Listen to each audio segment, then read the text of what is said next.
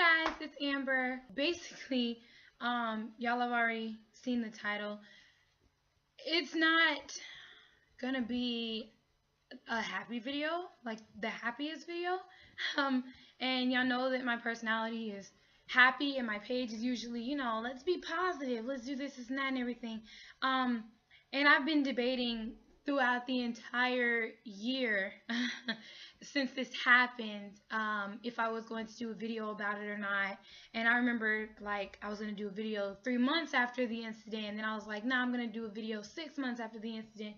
And then I just decided I'm just going to do a video in a year after the incident. First of all, if you are in a good mood, don't watch this, okay? Because I'm not in a good mood, okay? And I'm very sad, and I'm in a very upsetting mood, and the last thing I want to do is bring your mood down because you think that, no, okay? So if you are in a happy mood, I would really prefer if you don't watch this video, because I don't want to bring your mood down at all. That's the last thing I want to do.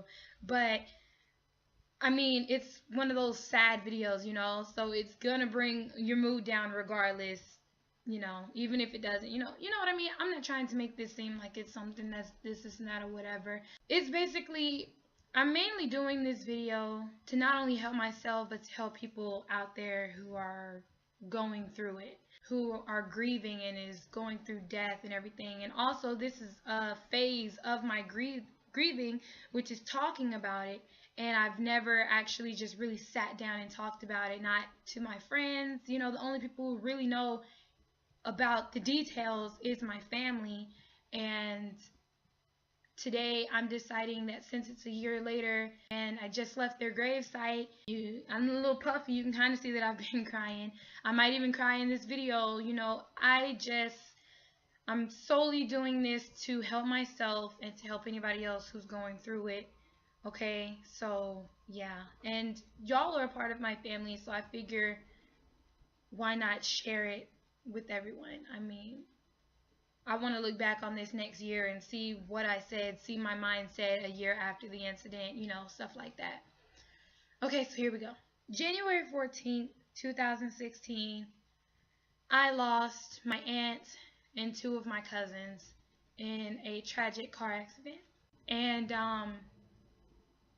the thing is, they left my house and they were on their way to their house. And it's just a night that I'm never going to forget. I've lost people before in my family, but see, this is why I wasn't able to do it like a couple months after that, because I just kept crying, and I was like, okay, a year later I can do it and finally talk about it. But anyway, my aunt was my mom's only blood sister, and her daughter, which was my older cousin, was one of my best friends. And she was only 28. She had 2 kids, and only one of her children came over our house that night, which was her daughter, who was only 3, and my auntie was only 52. She was 52, 53 at the time, and they came over that night just to come over. You know how you have that family member that just comes over and says they're just going to stay for a little bit, and they stay forever, but you don't mind it because you enjoy them. Do y'all have that favorite relative? My auntie was my favorite relative, and my cousin, that was my favorite auntie, that was my favorite cousin, y'all have probably seen my cousin. My cousin's in my One Direction video. She's in my whenever I went to go see One Direction in concert, because she went with me. She's in my Nicki Minaj video when I went to go see Nicki Minaj in concert. She's in everything. She's been with me through everything. Her and my auntie, literally, honestly, still to this day, we're the only people that actually understood me, so it really hits me really deep. And they stayed over until about 2 in the morning. And this was an auntie that I saw not every other month or something. I saw her every other week, every other day. Them, just their whole family, my uncle, my auntie, my cousin, and her kids, which are my cousins and everything like that. Okay, we're going to start using names. My auntie is just my auntie. my older cousin, her name was Crystal, but I call her Bella, and then her daughter is Aaliyah. Okay, so they decided to come over because they just decided to come over that night. You know what? They just wanted to come over, and we just hung out, and we were actually here because I'm in my living room, and we were here in my living room just having a grand old time and just talking and everything and enjoying each other's company. Sadly, it was not our best moments together. There was a little bit of arguments going on, um, which is very unfortunate. Bella came to give me my Christmas present, which I have in my Christmas in April video, whatever, that I posted in 2016. And she got me this huge, like, One Direction sticker that you, like, hang up on your wall and everything. And she brought it to me. And it was about 2 in the morning, and they left. And I told her, I said, I'll call you in 20 minutes. She was like, okay, 20 minutes to make sure that, everything was okay. She told me to call her in 20 minutes, and I said, okay. And because there were arguments that night, me and my mom just kind of got caught up in talking about the whole night and the whole situation and everything, and I never got around to calling her. But it's not the first time they left our house at 2 in the morning, 3 in the morning. It's not the first time. They literally live 30 minutes from us. That's why they're always over here, or we were always over there, because we live so close. And I just didn't think anything of it, And the next day, it was supposed to be a Friday, and my auntie and my mom were supposed to go, and they were supposed to have this little road trip and everything. And the next day, I was supposed to go enjoy my friends that day and everything. And so my mom goes to sleep, and I stay up, and I get on FaceTime with one of my best friends, and we're just talking and talking, just random talk and everything. Next thing I knew, it was 5 in the morning. I had no idea. And my dad wakes up around that time for work, so he can get ready for work and everything. And he doesn't like whenever I'm up super late. So I lost track of time and didn't realize that he was awake. And I was like, oh man, he's awake. He's going to come down here and say something to me. And he did. He was coming downstairs. So he was coming downstairs, and he was on the phone. And I assumed he was on the phone with a coworker or something. He's about to get ready to go to work. And I hear him say my uncle's name, and I'm like, I wonder why he's talking to my uncle. I'm completely oblivious to everything, to everything that my dad said, to if, did they make it? Like, what did the cops say? All of that. I'm just sitting here just like, what's happening? So my dad gets off the phone, and then he's just kind of like sitting there. And I'm like, Dad, what's wrong? And then he told me to come sit by him. So I got off the phone with my best friend, and I went and sat by him, and he talked to me, and he was like, your auntie and them got into a car accident. Now, because of my personality and my positivity, I don't think of the worst. So I'm just like, okay, well, I'm sure they're all right. Maybe somebody sprained a wrist or something, and I'm just like, oh, well, are they okay? I mean, I know they didn't get into like this major accident. Why would that happen? And my dad looked at me, and he told me none of them made it.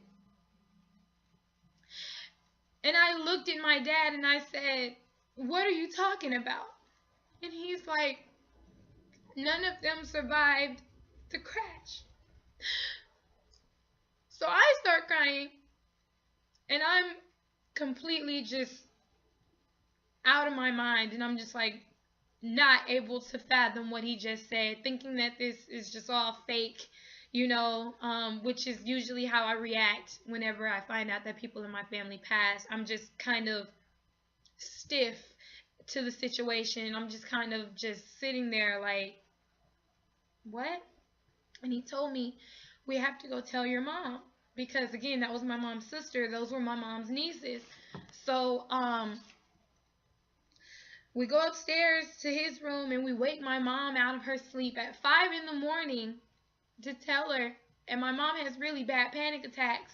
So of course she had a panic attack hearing that her freaking sister didn't make it.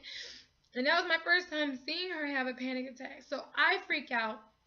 And I run back to my room and I call my brother, who is my only sibling. I call my older brother. And while the phone is ringing, I'm saying, please, God, let my brother answer this phone. And he picks up the phone. And that was really when I started crying. And he's like, Amber, what's wrong? And I'm like, Aiden and them didn't make it. And I told him that we were going over her house. And I told him, please meet us at her house. Please drive safely and everything like that. So we all put on our jackets and everything. It's freezing cold. We drive 30 minutes to my aunt's house. I guess just to clarify, because my parents were in so much, like, I don't know what the word I'm looking for, denial.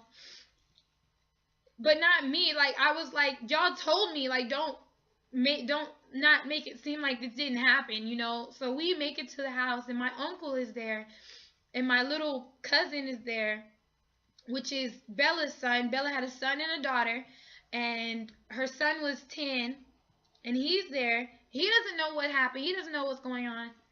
And we come there to clarify, and my uncle's like, yeah, the police came and knocked at his door and told him, you know, all this other stuff. So we're at my aunt's house just crying, and my mom's going crazy and losing her mind. And as the hours pass, oh God, this is just a night I'm never going to forget. As the hours pass, we're calling the family, you know, we're calling cousins and aunts and uncles and, you know, brothers and sisters, and we're calling our entire family, and everybody comes to my aunt's house. We got people coming in from other states, you know, just everything. Everyone's in shock. Everyone's in a blur. My auntie only had 2 kids, which was Bella, who was in the car accident, and her son, Trail. And he didn't know about it, so we had to call him and tell him to come over, and we had to tell him. And it was just a lot. Like, you know, my cousin Trail lost his mom, his only sister, his only sibling, and lost his niece. And it was just a whole bunch. And we were there from 5 until 12 o'clock that afternoon. The house is just full of people and just everything. And I was just like, you guys, everyone else got to sleep. I'm tired. I'm tired of crying. I'm tired of being here, being around people. I want to go home. So my brother took me home, and I went to sleep. And I woke up hoping and praying that all of it was fake. That all of it was fake. But it wasn't. And I felt like whenever I woke up from my sleep, it really actually finally hit me that my people were gone. Which is what I said in my New Year's video, why 2016 was such a bad year. Like, that was the beginning of 2016, and just the rest of that year just was bad, you know? And I had to help my mom plan the funeral because, you know, nobody else was just capable of doing it. So I had to help my mom plan the funeral, and y'all don't understand how hard it is to have to buy 3 caskets, and one of them being this size, because she was only 3. So I watched my family change, and I watched us all become depressed and sad and crying all the time. And it was just something that I wasn't used to, that my family wasn't used to, because we're just positive people, you know? So it was really just a shake in our entire family, and going to the funeral and actually seeing them in their caskets, you know, like, it was just a whole lot. It was a lot. And none of it seemed real. So 2 days after the accident, my family was on the news, because it was 3 generations of people, and it was such a tragic accident and everything. That was the first time we saw the car they were in. And when I tell y'all the car was totaled, the car was completely demolished, and I just couldn't believe that not only did they have to pass, but it wasn't like a peaceful passing, you know? It was tragic. And the news anchor said that the police said that they were driving and that my cousin was driving too fast, and it was a really hard curve, and she hit the curve and had hit this rock that was on the side of the road, and they flew in the air, and all of them were ejected from their seats, and the car turned over and landed on its side and slid on its top. And I saw my baby cousin's stuffed animal that she brought over to my house that night. It was, y'all, it was so much. It was too much. You can actually, if you go back in my channel, you can actually see that I still was posting videos because, I mean, I didn't want anyone to know at that time. And the reason why I'm doing, like this now is because YouTube helps me and YouTube makes me happy, and it's something that I like to do. So that's why I just kept going with it. But 2016 changed my family and changed me, and I saw it and I witnessed it. So that's the story, there's nothing more to it. I just left their gravesite. Today's been an entire year since I lost them, and I think and I thought about them every single day, and I still do. And it's like there was never a day that I went that I didn't think about at least one of them or all of them or the situation or that night and just everything. Here's my advice to anyone who has lost somebody that's near and dear to your heart. I want to tell you that whenever people say it's gonna get better, they mean it, but it gets better for people in different times, like I'm better at this situation than my mom is. And it's going to take a long time. Don't think that you're just going to be over it in a month, because that's not going to happen. You're not, again, it depends on how near and dear they were to you. For me, a month wasn't enough. 6 months wasn't enough.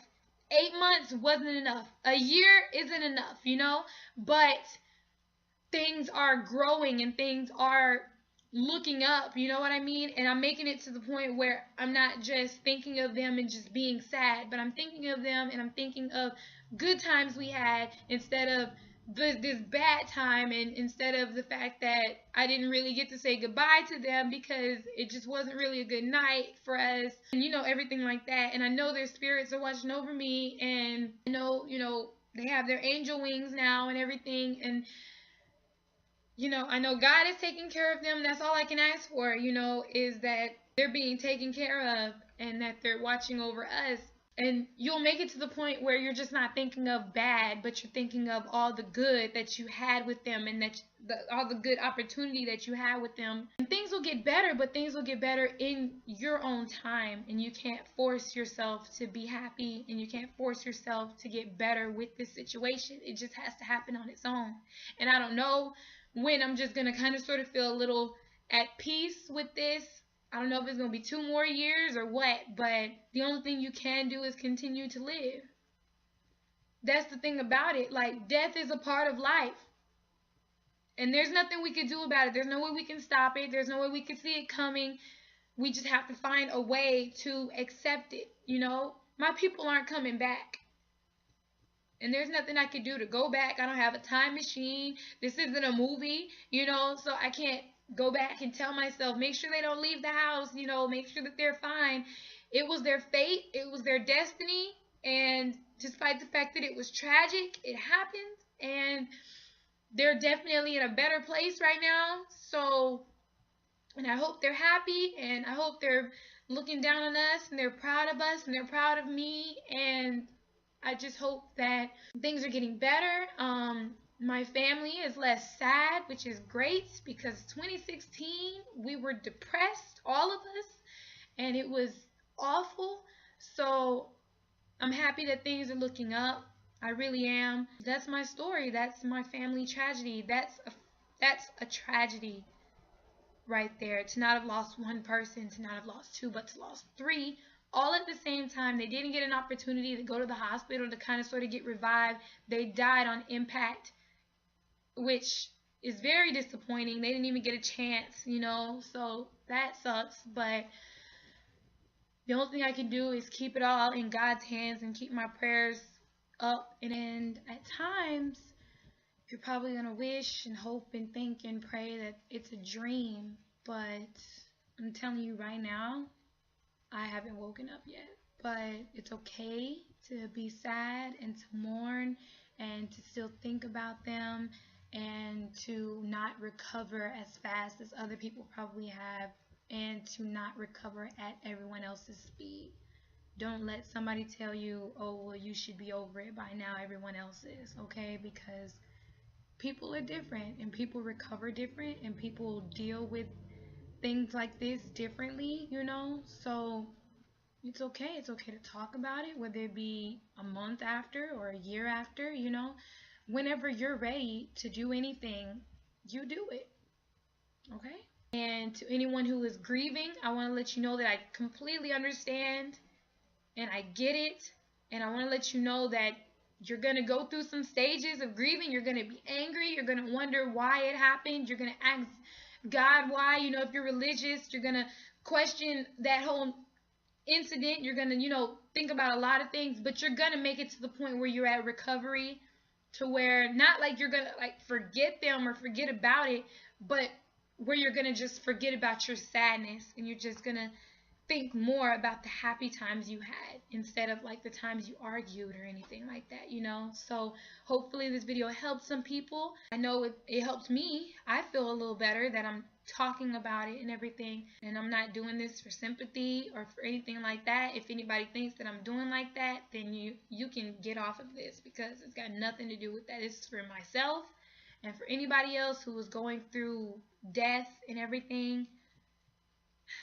So to anyone who's lost anybody really near and dear to their heart, I truly apologize, and I just want you to know that they are in a much better place than being on a place that's just so disgusting and down and dirty with just some mean people, So I'm happy they're in a better place than I am. So I'll meet them again. Hopefully not one day soon, but I will meet them again, and that's just how I'm just going to have to keep looking at it, that I'm going to see them again. So thank y'all for watching and understanding. This is like the only sad video that I ever plan to put on my channel, but it does make me feel better, and it does also have some kind of inspiration in it as well, So thank y'all so much for listening, and I'll see y'all next time.